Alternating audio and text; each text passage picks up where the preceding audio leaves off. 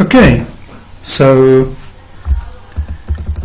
this little bit, this small video is going to complete the work that we started in the first lecture for this week, and I'll give you a very quick reminder of what we were talking about. We basically had two tests that we discussed in that lecture. First, the comparison test, and as a reminder, it allows us to determine whether a particular series is convergent or divergent by comparing it to another series for which we know the series is convergent or divergent. That was the comparison test. Then we also had a second test in that section, 11.4, and that second test was called the limit comparison test. So in this case we again use a sort of a comparison, but in this case we need to calculate a limit. So again we need the two series to have positive terms, and the limit comparison test says, suppose that we know two series are series with positive terms.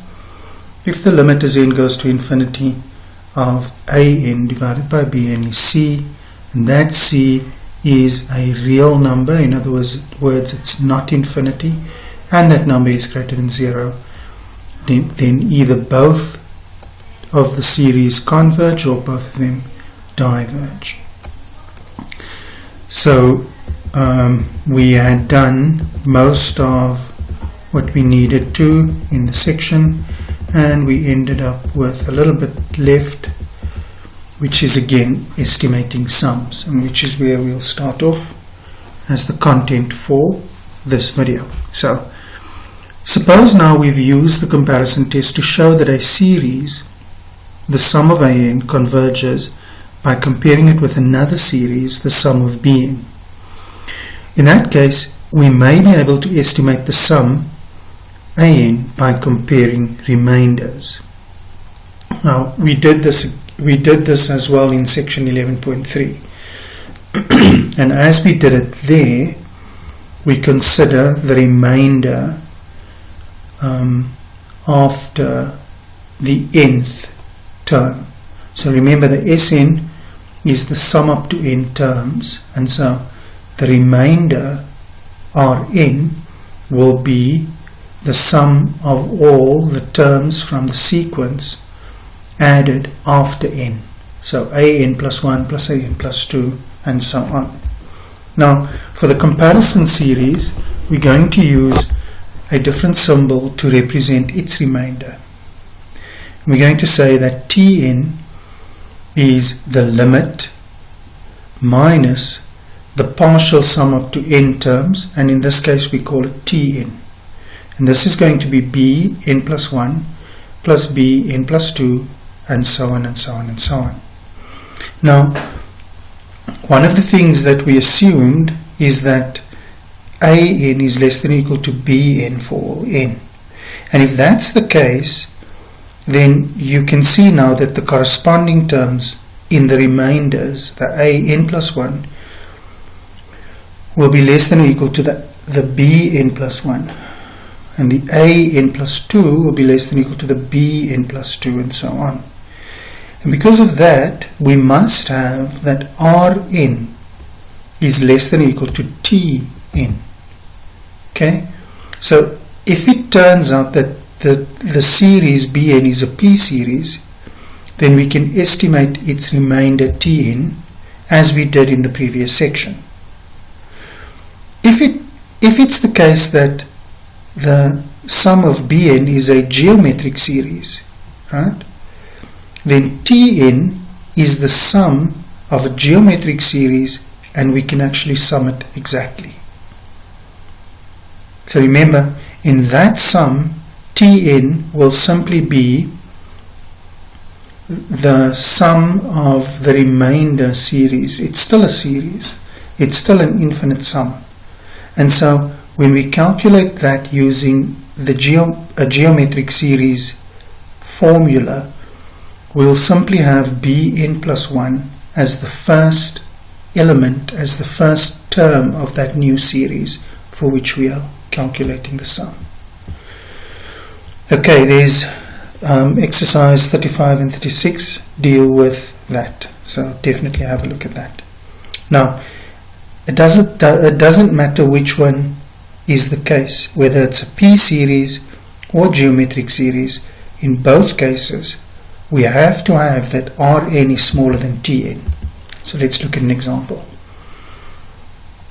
Use the sum of the first 100 terms to approximate the sum of the series, the sum of 1 divided by n cubed plus 1. Then estimate the error involved in this approximation. Now, we know that 1 divided by n cubed plus 1 is less than 1 divided by n cubed.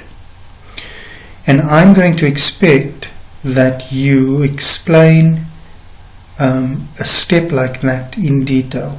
You need to justify in detail why you say that. And your justification is going to be various combinations of those rules for inequalities that I listed in the beginning of the lecture. So you can think about how you would convince me that that's the case.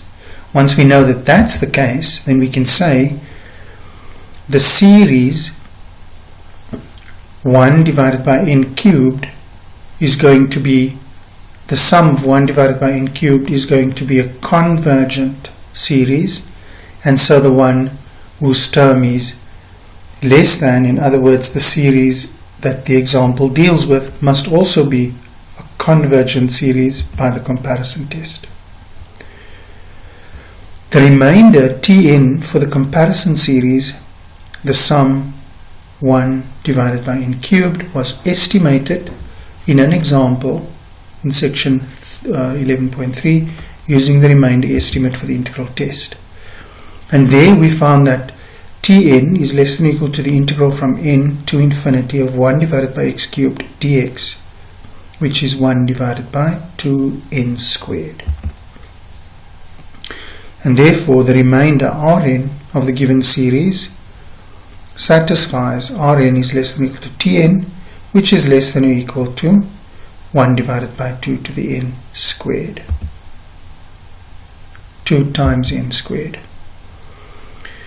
And now we can plug in n equals 100, and we see that the remainder after 100 terms must be less than or equal to 1 divided by 2 times 100 squared, which turns out to be 0.0005.